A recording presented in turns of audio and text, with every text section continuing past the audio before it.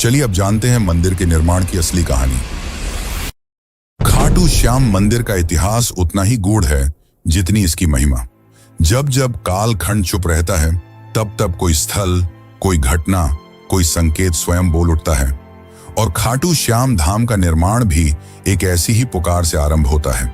यह केवल ईंट और पत्थरों की रचना नहीं थी, बल्कि यह उस अलौकिक चेतना की पुनः अभिव्यक्ति थी जो कलयुग में मानवता का अंतिम सहारा बनकर अवतरित हुई। इस पावन मंदिर की नींव उस क्षण पड़ी जब राजस्थान की तपती धरती पर एक असामान्य घटना घटी। कहते हैं यह कोई मंदिर स्थल नहीं था, न ही कोई पवित्र तीर्थ, बल्कि सीकर जिले का एक साधारण सा गांव खाटू। पर एक दिन जैसे स्वयं भगवान ने उस भूमि को पुकारा हो, एक गाय चरते चरते एक विशेष स्थान पर पहुंची और बिना किसी कारण उसके थन्नों से दूध बहने लगा। यह घटना कोई संयोग नहीं थी, यह प्रकृति की चेतावनी थी कि उस धरती के गर्भ में कोई अलौकिक सत्य छुपा है। जैसे जैसे यह बात गांव में फैली, जिज्ञासा बढ़ती गई। ग्रामीणों ने मिलकर उस स्थान की खुदाई करने का निर्णय लिया, और जब मिट्टी की परतें हटती चली गईं, तब वहां से निकला एक दिव्य सिर, एक चमत्कारी मुखाकृति जो देखने में साधारण नहीं बल्कि पूर्ण रूप से तेजस्वी और अलौकिक प्रतीत होती थी। उस सिर के साथ कोई आवाज नहीं थी, कोई शब्द नहीं थे, लेकिन फिर भी मानो उसने सबको पुकारा, एक मौन संवाद की तरह। ग्रामीणों ने उस सिर को एक सम्मानित ब्राह्मण को सौंप दिया। उन्होंने उसे अपने घर ले जाकर श्रद्धा से पूजन करना प्रारंभ किया, बिना यह जाने कि आगे क्या करना है। कई दिन बीते, पूरा गांव प्रतीक्षा में था कि अब इस दिव्यता का मार्गदर्शन कौन करेगा। तभी उस रात्रि को खाटू के तत्कालीन शासक राजा रूप सिंह चौहान को एक दिव्य स्वप्न आया, जिसमें स्वयं श्याम बाबा ने आदेश दिया कि मेरे इस स्वरूप के लिए एक मंदिर का निर्माण करो। अब मैं इस स्थान पर वास करना चाहता हूं। समय आ गया है। राजा की आंख खुली और उनके अंदर किसी और ही ऊर्जा का संचार हो चुका था। सुबह होते ही उन्होंने अपने शिल्पियों और पुरोहितों को बुलाया और उस स्थान पर एक भव्य मंदिर के निर्माण का आदेश दिया। इतिहासकार मानते हैं कि यह वर्ष 1027 ईस्वी का काल था, जब फाल्गुन शुक्ल एकादशी के पावन दिन, ठीक उसी दिन जब बाद में खाटू श्याम का विशाल मेला लगने लगा, उस दिव्य मस्तक की प्रतिष्ठा विधिवत की गई। इसके साथ ही खाटू नामक यह गांव, जिसने कभी कोई विशेष धार्मिक पहचान नहीं रखी थी, देखते ही देखते आस्था का केंद्र बन गया। मंदिर का प्रारंभिक निर्माण अत्यंत साधारण था, ईंट, चूना और सीमित शिल्पकारी के साथ। लेकिन समय जैसे जैसे बीतता गया, इसकी महिमा फैलती चली गई। लोगों ने चमत्कार अनुभव किए, बीमारियां ठीक हुईं, बंजर को संतान मिली, भटके हुए रास्ता पा गए। और इन चमत्कारों की साक्षी बनती रही वो मूर्ति जो आज भी उसी गर्भगृह में विराजती है। लगभग 7 शताब्दियों के बाद 1720 ईस्वी में जब खाटू क्षेत्र मारवाड़ रियासत के अधीन आया, तब वहां के प्रभावशाली दीवान अभय सिंह को भी खाटू श्याम बाबा ने स्वप्न में आदेश दिया। उन्होंने इस मंदिर का भव्य रूप में जीर्णोद्धार करवाया। संगमरमर की नक्काशी, सोने चांदी से अलंकृत द्वार और विशेष प्रकार के दुर्लभ पत्थरों से गर्भगृह की सज्जा की गई। यह वही मूर्ति है जो आज भी खाटू के मंदिर में स्थापित है, और मान्यता है कि यह किसी साधारण पत्थर की नहीं, बल्कि कृष्णकालीन श्याम वर्ण चित्त की प्रतीक शिला की है। मंदिर का वास्तु भी अद्भुत है। इसके शिखर पर लहराता ध्वज बाबा के उस संकल्प का प्रतीक है जो उन्होंने महाभारत युद्ध के पूर्व कृष्ण से किया था, मैं उस ओर रहूंगा जो धर्म की ओर होगा। और गर्भगृह की शांति एक ऐसी अनुभूति देती है कि मानो स्वयं श्याम बाबा आपकी सांसों की गति पढ़ रहे हों। खाटू श्याम मंदिर आज न केवल एक धार्मिक स्थल है, बल्कि एक जीवित परंपरा है। फाल्गुन मेला, लक्खी यात्राएं, निशान यात्रा, खाटू नरेश के जयकारे और वो भजन, श्याम तेरी बंसी पुकारे राधा नाम, ये सब मिलकर इस मंदिर को केवल एक स्थान नहीं बल्कि एक आध्यात्मिक ऊर्जा का केंद्र बनाते हैं। कई विद्वान मानते हैं कि यह मंदिर इतिहास और अध्यात्म के बीच का एक जीवन संगम है। जहां सिर्फ दर्शन नहीं होते, वहां एक भरोसा जन्म लेता है कि जब कोई हारा हुआ इस दरबार में आता है तो बाबा उसे फिर से जीवन से जोड़ देते हैं। तो जब अगली बार आप खाटू श्याम के दर्शन करें तो सिर झुकाएं, केवल एक मन्नत के लिए नहीं, बल्कि उस त्याग के लिए जिसने युद्ध छोड़कर सेवा चुनी, और उस धरोहर के लिए जिसने कलयुग में भी भक्तों को विश्वास से जोड़े रखा। खाटू धाम में जहां एक ओर बाबा श्याम का भव्य मंदिर भक्तों की श्रद्धा का केंद्र बना हुआ है, वहीं इस स्थान का सबसे रहस्यमयी और चमत्कारिक स्थल है श्याम कुंड। ये कोई साधारण जलाशय नहीं, बल्कि एक ऐसी पवित्र सरिता है जिसे स्वयं बाबा श्याम के शीश से जुड़ा हुआ माना जाता है। मान्यता है कि जब उस दिव्य मस्तक को धरती की गर्त से निकाला गया था, ठीक उसी स्थान पर यह कुंड प्रकट हुआ, और तभी से यह कुंड केवल जल का स्रोत नहीं रहा, यह बना भक्तों की आत्मा को शुद्ध करने वाला एक अलौकिक स्नान तीर्थ।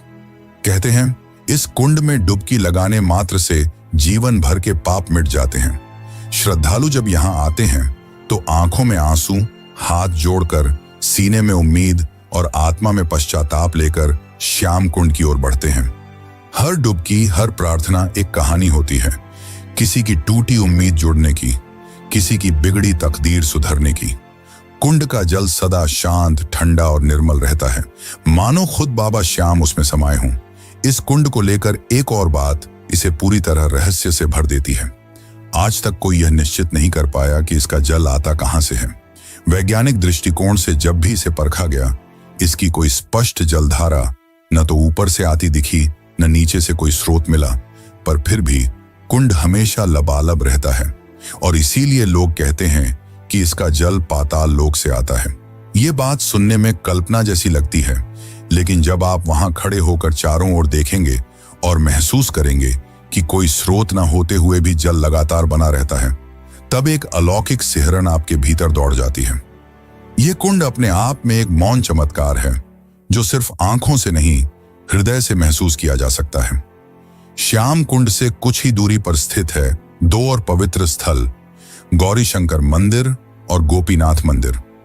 इनमें से गौरी शंकर मंदिर के साथ जुड़ी एक कथा दिल को झकझोर कर रख देती है। यह घटना तब की है जब मुगल सम्राट औरंगजेब की सेना ने इस पावन स्थल को निशाना बनाया था। धार्मिक स्थलों को नष्ट करना उसकी नीति थी, और खाटू भी उसकी लिस्ट में आ गया था। उसकी सेना जब इस मंदिर को गिराने पहुंची तो सबसे पहले शिवलिंग पर भालों से प्रहार किया गया, परंतु उस क्षण कुछ ऐसा घटित हुआ जिसे देखकर सैनिकों की रूह कांप उठी। जैसे ही भाले शिवलिंग से टकराए, वहां से रक्त की धार फूट पड़ी। यह कोई कल्पना नहीं थी, वहां उपस्थित सैकड़ों लोगों ने स्वयं अपनी आंखों से वह दृश्य देखा। यह मानो शिवजी का प्रत्यक्ष आक्रोश था, जो उन्हें अपनी रक्षा के लिए जगाना पड़ा। सैनिक घबरा गए, उनके हाथ कांपने लगे और वे डर के मारे वहीं से भाग खड़े हुए। और आज भी सैकड़ों साल बीत जाने के बाद भी उस शिवलिंग पर भाले के निशान स्पष्ट रूप से देखे जा सकते हैं, वो घाव जो उस दिन धर्म की रक्षा में स्वयं भगवान ने झेले थे। इस घटना के बाद किसी भी आक्रमणकारी की हिम्मत नहीं हुई कि वह इस धाम की ओर आंख उठाकर भी देखे। राजस्थान की राजधानी जयपुर से लगभग 80 किलोमीटर दूर स्थित यह खाटू धाम आज भले ही भक्तों का तीर्थ है, पर हर ईंट, हर दीवार, हर मोड़ किसी चमत्कार, किसी त्याग और किसी पुकार की कहानी कहती है। यहाँ केवल यात्रा नहीं होती, यहाँ होता है एक आध्यात्मिक विसर्जन, जहाँ लोग अपने भूतकाल, अपने कर्म, अपने दुखों को छोड़कर वापस एक नए जीवन के साथ लौटते हैं। इस धाम तक पहुंचने के लिए अक्सर रिंग्स के मार्ग की सिफारिश की जाती है, और यह रास्ता भी प्रतीक बन जाता है उस भावनात्मक यात्रा का। तो चलिए, अब मैं आपको लेकर चलता हूं एक ऐसी यात्रा पर जो सिर्फ पैरों से नहीं बल्कि दिल से पूरी की जाती है। यह यात्रा है खाटू श्याम जी के दरबार की, जो आपको भीतर तक छू जाती है। मान लीजिए कि आप तय कर चुके हैं, इस बार बाबा श्याम के दर्शन जरूर करने हैं। आप सुबह सुबह अपने घर से निकलते हैं, दिल में एक अजीब सी हलचल लिए, जैसे कोई आपको खींच रहा हो। रास्ते भर हारे का सहारा बाबा श्याम हमारा की धुन जैसे हर सांस में गूंजती रहती है। आप जयपुर, दिल्ली, चंडीगढ़ या देश के किसी भी कोने से यात्रा शुरू करें, ज्यादातर लोग खाटू श्याम पहुंचने के लिए रिंग्स स्टेशन का रुख करते हैं। यह स्टेशन खाटू धाम से लगभग 17 से 18 किलोमीटर की दूरी पर स्थित है। जैसे ही ट्रेन स्टेशन पर रुकती है, आप देखेंगे कि सैकड़ों लोग पहले से बाबा की जयकारों के साथ तैयार खड़े हैं। स्टेशन से बाहर निकलते ही आपको हर तरफ श्याम भक्त नजर आएंगे। कोई दंडी यात्रा कर रहा है, कोई निशान लेकर चल रहा है, कोई नंगे पांव, कोई माथे पर गुलाल लगाए, आंखों में आस्था लिए बाबा की ओर बढ़ता चला जा रहा है। अगर आप पैदल यात्रा करना चाहते हैं तो रींग से खाटू श्याम तक की ये लगभग 17 किलोमीटर की यात्रा आपके लिए एक तपस्या जैसी बन जाती है। रास्ते में भक्त भजन गाते हुए चलते हैं, श्याम तेरे भक्त दीवाने जैसे गीत हवा में गूंजते हैं। जगह जगह पर लंगर लगे होते हैं, जहां स्थानीय लोग और स्वयंसेवी संस्थाएं श्रद्धा से भोजन, पानी और विश्राम की व्यवस्था करते हैं। कोई आपको कंधा पकड़कर आगे बढ़ाता है, कोई पंखा झलता है और कोई आपके पैर दबा देता है। ये वो यात्रा है जहां अजनबी भी अपने से लगते हैं। अगर आप पैदल नहीं चल सकते या समय कम है तो ऑटो, टैक्सी, बसें भी आसानी से उपलब्ध हैं जो आपको सीधे मंदिर के निकट ले जाती हैं। लेकिन जो मजा उस पैदल यात्रा में है वो शब्दों में नहीं बताया जा सकता। वो तो खुद चलकर ही महसूस किया जा सकता है। जैसे जैसे आप मंदिर के निकट पहुंचते हैं, हवा की खुशबू बदलने लगती है। गुलाल, चंदन, अगरबत्ती, फूलों की मिलीजुली महक मन को शांति देती है।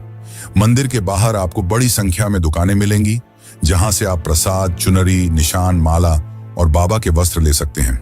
कुछ श्रद्धालु यहां से बाबा के लिए विशेष भेंट लेकर जाते हैं। कतार में लगने से पहले आप अपने पैरों को श्याम कुंड के शीतल जल में धो सकते हैं। मान्यता है कि यहां स्नान करने से आत्मा तक शुद्ध हो जाती है। फिर आती है वो घड़ी जिसका इंतजार आपने न जाने कितने दिनों से किया होता है, दर्शन की घड़ी। कतारें लंबी हो सकती हैं, लेकिन बाबा का दरबार ऐसा है कि कोई थकता नहीं। मंदिर परिसर में भजन मंडली लगातार श्याम राग गा रही होती है। जैसे ही आप गर्भगृह में प्रवेश करते हैं और सामने बाबा श्याम की मूर्ति दिखती है, वो नीली श्याम रंग की आंखें, मोर पंख, श्रृंगार से सजे स्वरूप को देखकर ऐसा लगता है जैसे बाबा अभी बोल पड़ेंगे। उस पल में समय जैसे रुक जाता है, सांसें थम जाती हैं और आंखें नम हो जाती हैं।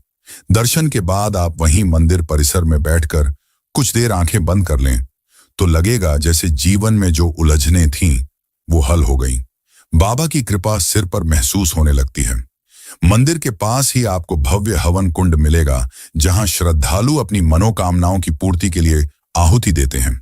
मंदिर के बाहर आपको प्याऊ, प्रसाद वितरण केंद्र और आराम के लिए साधु संतों की छांव में बैठने का भी अवसर मिलेगा।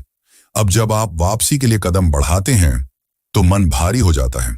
लगता है काश थोड़ी देर और रुक सकते, पर बाबा का आशीर्वाद लेकर लौटना ही होता है। साथ में लेकर जाते हैं उस यात्रा की स्मृतियां, वो चांटिंग की गूंज, वो प्रसाद की मिठास, वो कुंड की ठंडक और बाबा के दर्शन की गर्माहट। ये यात्रा कोई सामान्य तीर्थ यात्रा नहीं, ये एक भावनात्मक पुनर्जन्म है। यहां आप कुछ छोड़कर नहीं जाते, आप कुछ लेकर नहीं जाते, आप खुद बदल कर लौटते हैं। और जब कोई आपसे पूछता है कि कैसा रहा खाटू श्याम जी का सफर, तो आप मुस्कुराकर कहते हैं, बाबा ने बुलाया था और सब कुछ बदल गया।